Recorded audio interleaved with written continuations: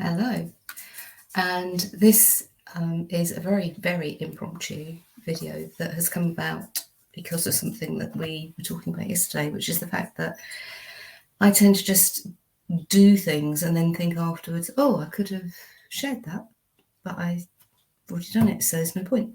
And I almost did it again today, but I actually, having had that conversation yesterday, remembered something to stop and do this, which I hope makes some sense to some people because it is very, very impromptu. But my rosemary and my oregano both needed some trimming back. And as I'm on a day off today, I thought today would be a good day to do it. So I went out and I trimmed my 3 rosemary bushes and trimmed back my oregano, came in the kitchen and started doing things with them, and then thought, hang on a minute, stop. So first things I'll share are that I've taken some of the cuttings, obviously, and put them in some water, and hopefully they will start sprouting roots and will be more little plants. So that's one of the things I've done. And I tend to, that's my kitchen altar. I don't think I've introduced you to that in any of the other videos, but yeah, that's and it tends to get quite a lot of light during the day, so most of my bits and pieces go up there. You can see I've got some ivy that has actually got some really nice roots on it at the moment, so that'll be going in the garden at some stage soon. But anyway, back to what I'm doing now. The other thing I decided that I wanted to do was to make some rosemary oil for cooking, and also to have a little bit set aside for anointing. I only use tiny little bottles for anointing because you only need a tiny little dab if you're going to use it on your third eye or your throat or your heart. But yes, so I remembered to take my book, Rachel's book, the one that's always around, the absolute go-to for my bits and pieces, to just give you a little bit of background. So oregano, it's genus of the mint family. It's a perennial herb, green scented leaves, purple flowers, very pretty little purple flowers. Marjoram is a close relative. It's protective, and you can use it against those that would like to interfere in your business. That's handy. Works well in a floor wash for such a purpose. It can be used in healing spell works as well. So that's oregano. And ruling planets are Mars, Venus, Mercury, zodiac sign Gemini, comes with the element of air, and the gender is masculine. And then we come on to rosemary, which is the main one that I'll be working with today. So let's just have a little look. Popular herb found in many gardens. It was introduced by the Romans. Yeah, that makes sense actually, because it doesn't like getting too wet. Yeah. So yeah, it would have come from a more Mediterranean climate. Evergreen woody stems, tiny little lilac flowers. In fact, this sprig, you can see that still has some of the little flowers on. Greeks wore rosemary in their hair to boost the power of memory. I'm talking about hair. That's something that I saw recently. Apparently rosemary oil is good for hair growth and scalp conditions. That just popped in. It can be burnt as an incense to protect against illness, as well as clearing illness out. Can make smorgon sticks that you can burn, combined with lavender and sage. It was used in bridal bouquets. Oh, and in funeral wreaths for remembrance. You can bend a long piece of rosemary into a circle, tie it and hang it in your home. I don't do that, but I will show you what I do. I've already thrown the old one away. I do this every year, but I'll show you what I'm going to do. Burning rosemary as an incense in your home gets rid of unwanted guests and those that have outstayed their welcome. That's quite handy to And there is folklore that states that rosemary will only flourish in the garden where the lady rules the house. I admit to nothing. So anyway, so the magical properties and what you can use it for are protection, love, lust, mental powers, exorcism, purification, healing, and sleep. Ruling planet is the sun, zodiac sign Aries, element fire, gender masculine. So there we go. All right. So now to get on with what I was actually doing. So, as I said, I'd already started, so I do apologise. But I had quite a few sprigs. So the nice younger ones, I'd already broken up and torn the leaves, and had put them in a bowl. And to that, I've added 150 mils, just to sort of cover them, of olive oil. Just olive oil, not virgin olive oil. This is just plain olive oil. Boiled the kettle. Fortunately, I did remember to do that before I started this.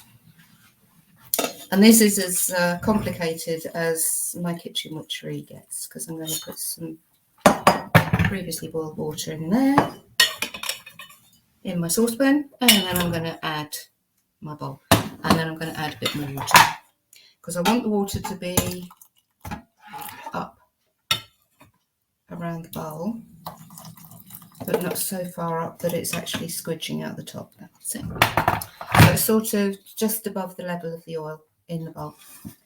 And that is my bain-marie, which will now go on the cooker. Sorry, you can't see that, but yeah, trust me, it's going on the cooker. Turn the cooker on, and it's going to water will come back up to the boil. Then I'll turn it back down low, and it'll probably sit there for about an hour. And what I have now found out, because a very nice lady contacted me after my rose video thing, and explained about the water content in plants, and that's why my previous attempts of just leaving them for sun and moon and stuff had gone mouldy, because of the water content. And what I've realised through obviously reading since she's spoken to me is that when you use the bain-marie, because you're heating it up quickly and over a period of time, that actually evaporates a lot of the water content in those leaves. So it keeps longer, which is a bonus. So that's that. So that'll be, once it's up to the boil, not the oil, the water, it'll sit there probably for an hour, or when I remember it, basically. I will keep an eye on the water and not let it boil dry. But that then leaves me with these. There's two here, actually. And they were quite interesting shapes. I quite like them. And I'd like to, if I turn this a little bit, you'll see there's a little hook on here. It's got a couple of little rainbow catches on it. But that is my rosemary hook.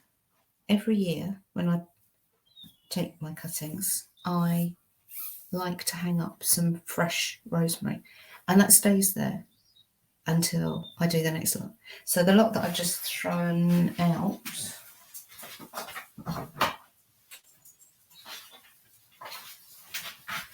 from last year, as you can see, it's very dry and very brown, and did have red ribbon around it. So this year I've decided I'm going with green ribbon. I don't think, I've gone with green for prosperity and harmony, I think. And also this is what I'm calling Eric ribbon. For the girls, when we met up yesterday, they will understand why I'm calling this Eric ribbon. And it's my way of saying sorry as well to Eric. And that's between the four of us and Eric. But anyway, so I'm going to try, and because they are quite, they've got a lot of little stems on this one. So I'm literally tying. So as you saw, one of them had sort of like two branches going outwards, which were quite flat, which was nice. And then I had that other little one that was quite, that little one, which was quite thingy, bushy. So yeah, so all in all, it's going to hopefully, and so far it's staying where I want it, so that's always a bonus. I haven't had to.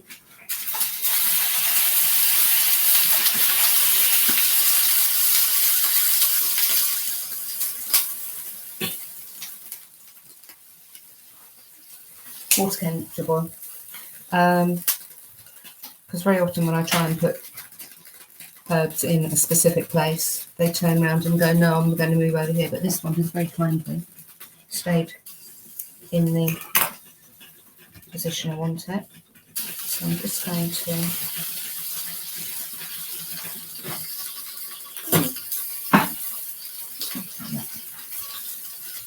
I just turned the cooker down again. And I wrap it around a couple of times, tie it really tight.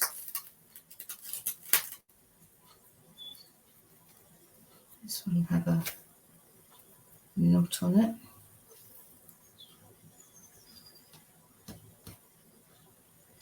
And then a little bow, just to make it pretty, and then 2 top bits. You can't see, I'm really sorry. I need a proper camera thing, so I'll put a little bow with the, and what I'm now hoping to do,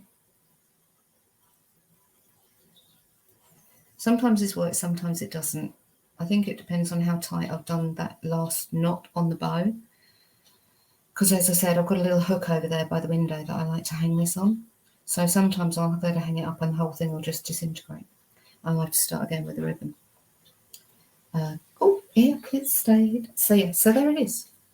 That's my little protection. Rosemary protection amulet for my house. Because my front door is literally just behind that window. So yeah, that's it. As I say, that'll sit brewing for the next hour or so, or until I think it's done. Yeah, my son gets really annoyed with me. I've only just got one of those temperature probes for food at his insistence, because when he comes over he likes to cook. I've always done it by guesswork. I'm still doing it by guesswork. But yeah, when it looks about right, it'll go a greeny, I mean, I know olive oil's already got a green colour to it, but it'll go a really lovely greeny colour, and it'll have a certain aroma that will tell me, yep, it's ready. And I'll let it cool down, put it into a sterilised bottle, and yeah, use it for cooking. And I'll have another little bit of it in a smaller jar that I will keep for anointing purposes. As I say, I hope this made sense, because it was done literally on the spur of the moment. So as I say, I hope it'll be useful to somebody. Take care.